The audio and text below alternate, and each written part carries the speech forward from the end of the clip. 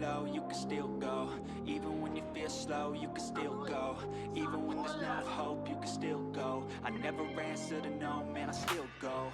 Go, go, go, go, go, go, go, go, go, go, go, go, yo, go, go, go. Halo semuanya, apa kabar nih? Mamang doakan biar kalian semua dalam keadaan sehat walafiat dan sukses selalu. Amin. Di video kali ini, Mamang mau menceritakan tentang film komedi actionan konyol yang dibintangi oleh duet maut si Mamang Stephen Chow dan Eng Mang Tat, dan juga si cantik Charla Cheng yang berjudul Fight Back to School. Film yang dirilis tahun 1991 ini cukup fenomenal bray, dengan cerita yang ringan, ditambah adegan laga dan kekonyolan-kekonyolan yang sangat menggelitik. Sebelum kita lanjut nih, subscribe dulu atuh ya, biar diantara kita makin sesuatu. Mari kita let's go bray. Di awal adegan, kita lihat sekelompok pasukan khusus yang sedang bersiap-siap untuk menyelamatkan Sandra di sebuah gedung kosong yang dipimpin oleh si Mamang Stephen. Tapi dah emang dia mah gitu, bukannya serius persiapan perang, malah kayak gitu tuh. Setelah berhasil masuk ke bangunan kosong, dia hampir saja nembakin rekan-rekan satu timnya. Lalu si Mamang Stephen ngasih kode perintah yang artinya hanya Tuhan yang tahu, alias bikin bingung.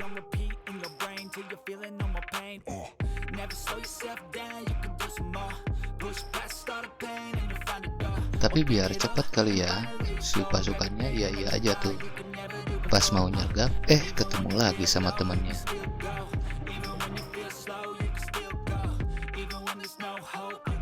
Akhirnya si Mamang nyuruh pasukan buat nyebar. Setelah nyebar, si Chow ini ngasih kode buat ngikutin dia. Ya jelas nggak ada orang lah, kan tadi disuruh nyebar.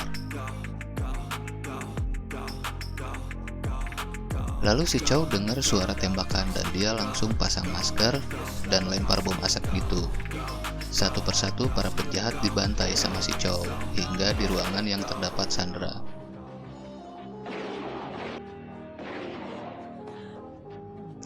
Pas dia mau deketin Sandra, tiba-tiba ada penjahat yang nembakin. Lalu dia ngumpet di balik tembok. Dengan kecerdasan supernya, si Chow ini ngegantungin senapan biar si penjahat ngira kalau si Chow masih ngumpet. Padahal dia nyelinap masuk lewat jendela. Si penjahat pun berhasil dipadamkan, maksudnya dilumpuhkan. Sandra yang merasa takjub lalu deketin si Chow, tapi si Chow ini malah jual mahal gitu. Tapi tiba-tiba datang seorang yang langsung marah-marah, dan ternyata itu adalah simulasi tempur. Dan si Chow pun dinyatakan gagal karena semua anak buahnya is dead, alias kalah dalam simulasi tersebut. Si Chow pun dibawa ke ruangan si pelatih buat dikasih surat pemecatan. Tapi dia terus-terusan nolak sampai ngehalangin stempel sama mukanya gitu. Tapi untungnya, tiba-tiba si pelatih dapat telepon dari komandannya bahwa si Chow disuruh menghadap. Chow pun menghadap sang komandan alias Mr. Wong dengan julukan si kaki gunting yang ternyata lebih konyol dari Chow. Dengan gaya Mr. Wong yang begitu, Chow jelas ketakutan gitu kali ya. Dikiranya dia mau dijamah-jamah gitu. Padahal ternyata si Mr. Wong ini kehilangan pistol setelah ada beberapa anak sekolah yang datang ke kantornya dan dia curiga kalau di sekolah itu terdapat kelompok teroris.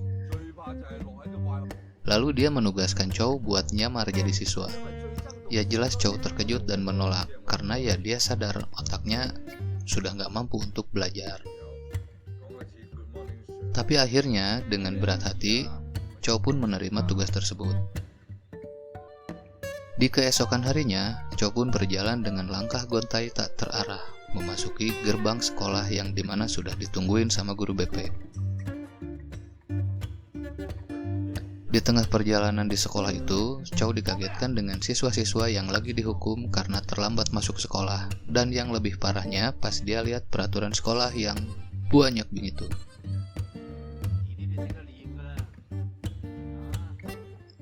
Lalu di sebuah ruangan yang ternyata itu adalah ruangan Capsek, Chow diwanti-wanti buat nurutin semua peraturan sekolah, karena dari surat rekomendasinya Chow berasal dari sekolah buangan.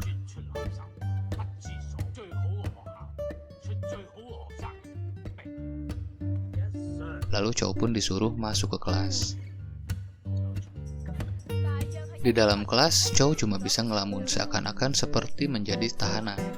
Dan tiba-tiba dia tersadarkan karena si guru melempar penghapus ke mukanya Chow.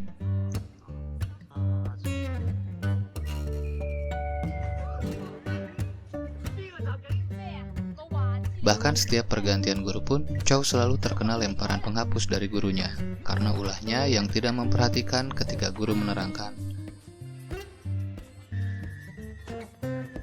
Terlebih ketika disuruh ngisi soal matematika, dia cuma bisa melongo berabad-abad gitu. Ketika pelajaran kimia, semua siswa pada pindah ke belakang dan cuma tersisa Chow di bangku paling depan.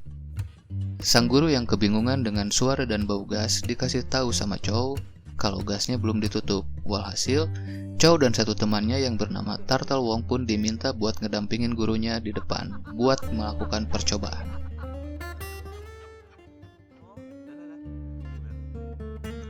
Karena si guru yang emang udah pikun, dia terus-terusan nanyain nama muridnya itu berkali-kali. Parahnya lagi, si guru bilang dalam percobaan ini yang paling penting itu adalah ingatan. Jadi jangan sesekali lupa. Ya jelas hasilnya begini nih. Chow yang sudah sangat tertekan berniat buat pergi dari sekolah dengan melompati pagar sekolah. Tapi dia dihalang-halangi oleh Mantat yang ternyata dia adalah rekan satu timnya. Walaupun Mantat udah ngasih tahu kalau dia adalah rekan satu timnya, Chow nggak paham karena sandi yang diberikannya salah.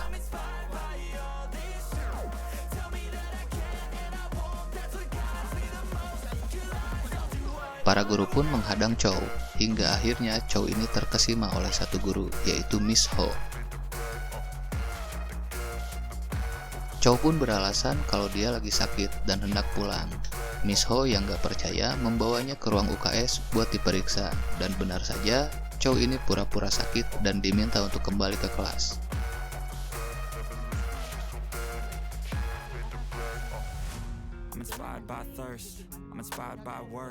Pas masuk kelas, Chow berpapasan dengan preman sekolah, Siu dan Johnny, yang lagi malakin teman sebangkunya itu.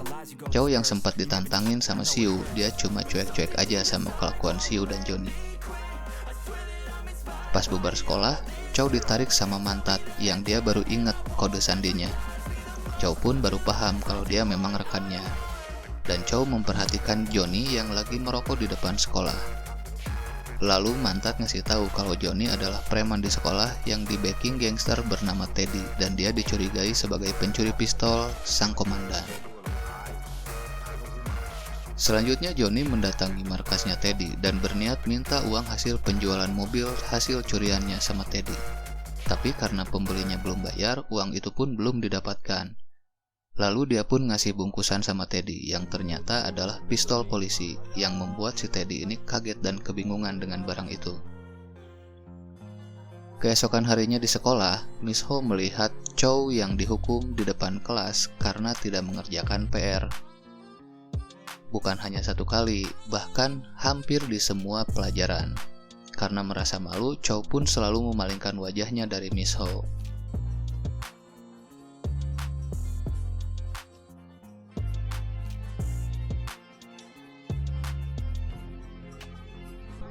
Dan ketika Siu menertawakannya, Chow pun langsung menendang Siu.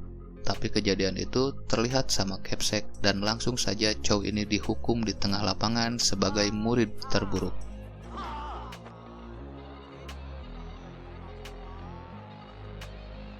Parahnya lagi, guru fisika yang pikun itu bilang kalau Chow ini murid yang sangat pelupa.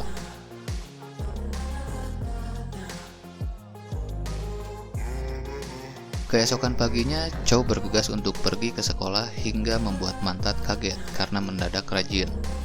Padahal, Chow buru-buru ke sekolah ini biar dapat nyuruh murid lain buat mengerjakan PR-nya dengan bayaran tinggi.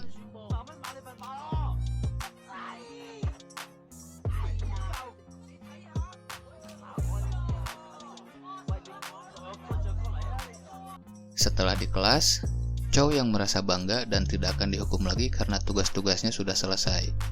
Namun ternyata nasib berkata lain. Guru BP yang saat itu ngajar sejarah langsung bilang kalau saat itu ada ujian dadakan. Chow pun kaget. Karena nggak dikasih contekan sama Turtle Wong, Chow pun nelpon Mantat buat minta bantuan ke kantor pusat, dan sang komandan pun langsung memerintahkan seluruh officer senior buat menjawab seluruh soal sejarah itu.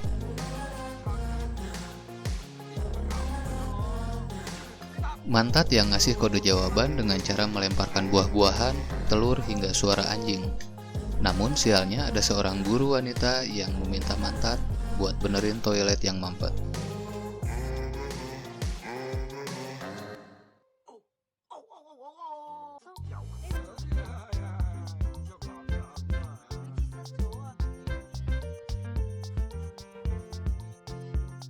Sadar akan hal itu, Chow pun ikutan temannya mencontek pakai buku yang disembunyikan di tempat duduknya dengan gaya seperti pacuan kuda. Namun kesialan rupanya terus datang. Chow pun ketahuan mencontek dan dia dibawa ke ruang guru.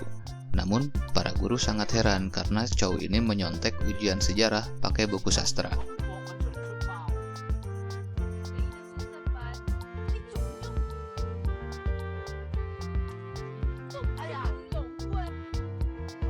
Lalu para guru meminta buat nyuruh orang tuanya Chow ini ke sekolah. Chow pun mengaku tidak punya orang tua. Namun setelah melihat berkas, Kepsek dan semua guru terkejut karena tertulis kalau ortunya Chow ini adalah Mantat. Hingga para murid lain pun ikut kaget. Setelah Mantat menghadap, mereka pun membuat kekonyolan-kekonyolan yang lainnya dengan menjelaskan hal-hal yang aneh. Namun demi meyakinkan para guru, Mantat pun memukuli Chow dengan sadis.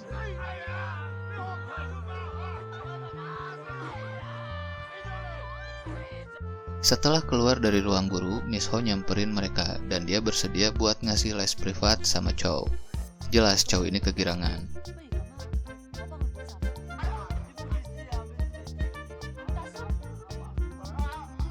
Tapi nggak lama dari itu, seorang siswa nyamperin Chow kalau dia ditungguin sama preman-preman di atap sekolah.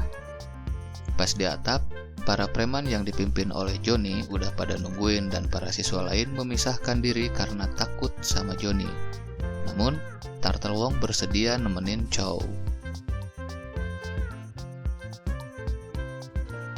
Pas para preman itu mau ngeroyok, seketika Chow ngeluarin jurus tendangan tanpa bayangan dan berhasil mengalahkan Johnny tanpa perlawanan. Dan Chow pun mendadak jadi penguasa baru.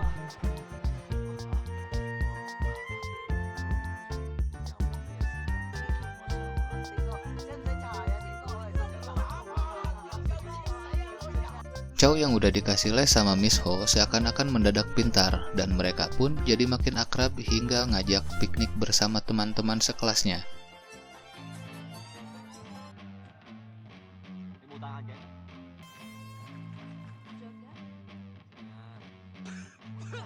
Chow pun jadi lebih akrab sampai-sampai Miss Ho ini curhat soal pacarnya yang seorang polisi juga.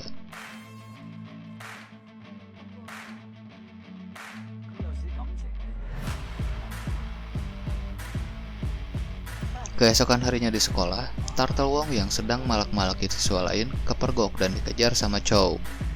Setelah tertangkap, Turtle Wong bilang kalau itu adalah uang jatah preman sebagai geng terkuat di sekolahnya. Anggota-anggota lainnya memanggil dia sebagai kakak besar dan Chow dipanggil nenek moyang.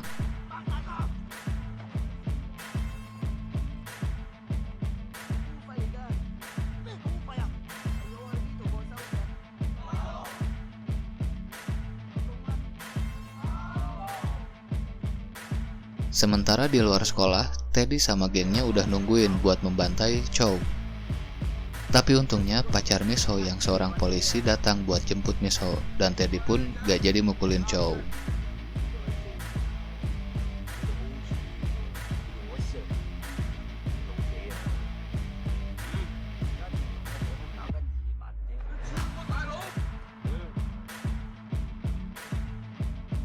Lalu seperti biasa, Miss Ho yang datang buat ngasih les masuk ke tempat tinggal Chow. Setelah Miss Ho masuk, Mantat ngasih casing begituan sama Chow, dan Chow pun dalam kebimbangan karena memang dia sangat menyukai Miss Ho.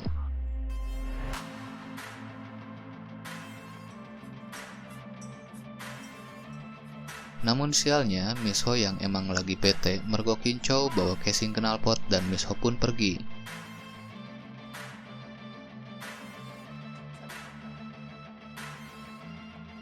Ketika di luar, Miss Ho yang kaget karena Mantat yang lagi dipukulin sama gangster. Namun untungnya Chow ini bisa ngalahin preman-preman tersebut.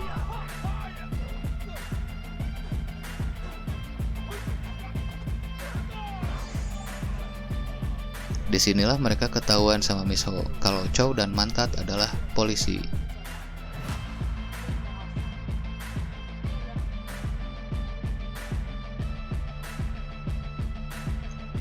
Keesokan harinya pas bubar sekolah, Teddy dan gengnya langsung membantai Chow dan anggota-anggota lainnya. Namun pacarnya Miss Ho yang polisi itu malah nangkap Chow.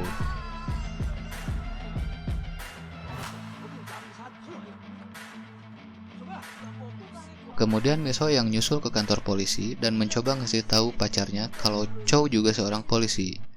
Namun demi menjaga kerahasiaan, Chow langsung nyosor Miss Ho di depan pacarnya.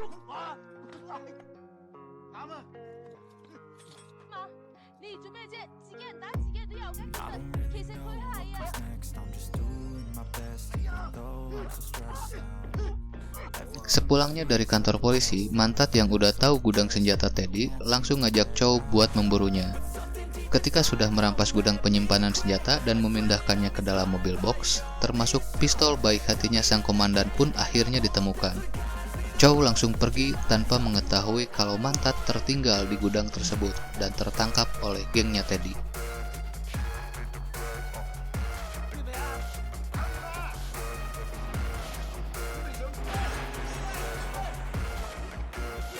Setibanya di kediaman sang komandan, Chow langsung ngasihin pistol koleksinya sang komandan dan senjata selundupan yang lainnya. Tapi dia baru sadar kalau Mantat tidak ada di dalam mobil. Lalu Chow nelpon Mantat, namun yang menjawab adalah Teddy dan menyuruhnya mengembalikan semua senjata selundupannya dengan ancaman akan membunuh Mantat. Chow pun mengambil kembali pistol baik hatinya sang komandan dan bergegas menyusul Mantat yang sedang dalam bahaya. Chow pun menyiapkan bensin dalam jerigen di dalam mobil box tersebut. Ketika para penjahat ini memeriksa mobil box tersebut, Chow langsung melemparkan korek api dan membuat mobil box itu meledak. Adu tembakan pun terjadi, namun baru diketahui kalau pistol sang komandan itu memang baik hati, alias macet gak bisa dipakai nembak. Chow dan Mantat ini malah kabur ke sekolah dan dikejar sama gengnya Teddy. Ketika salah satu gengnya Teddy godain Miss Ho, para murid ini langsung melumpuhkannya dengan ember dan diikat dengan tali.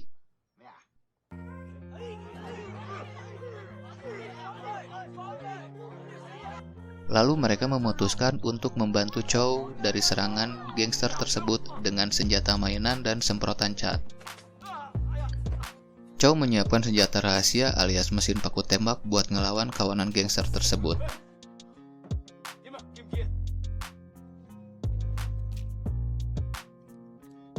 Di sisi lain, para siswa tertangkap oleh Teddy. Beruntungnya, Johnny dan Turtle Wong berhasil kabur dan dengan kekonyolan Chow ini berhasil melumpuhkan beberapa anggota geng.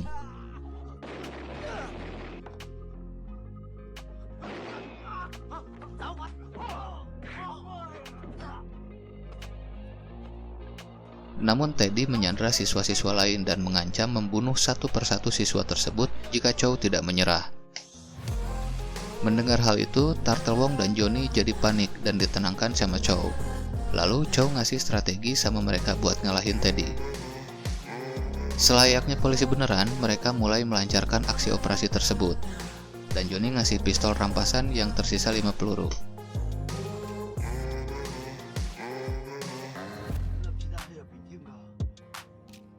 Ketika Johnny akan menembak salah satu siswa, aksi mereka pun dimulai. Chow ini berhasil melumpuhkan para gangster tersebut. Namun sayangnya Teddy udah lebih dulu nyandra Miss Ho.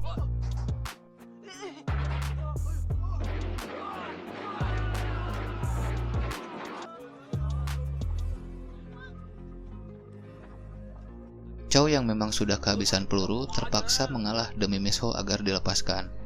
Ketika Teddy menanyakan uangnya, tiba-tiba Mantat datang sambil menuangkan bensin ke koper uang tersebut. Namun ketika akan membakar uang tersebut, Chow dan Mantat gak bawa korek, malah Mantat mau minjam korek sama Teddy. Sontak saja Teddy menembaknya. Namun tiba-tiba datanglah seorang bak James Bond yang tak lain adalah sang komandan yang datang menolong dan menembaki para gangster tersebut. Ketika Teddy hendak menyerah, sang komandan malah ketipu sama Teddy dan berhasil ditendang Teddy. Ketika Teddy hendak menghabisi komandan, Chow langsung melemparkan pistol komandan yang tepat mengenai kepala Teddy dan langsung dilumpuhkan dengan jurus kaki gunting ajaran sang komandan. Setelah itu, Chow pun dikasih promosi sebagai inspektur polisi.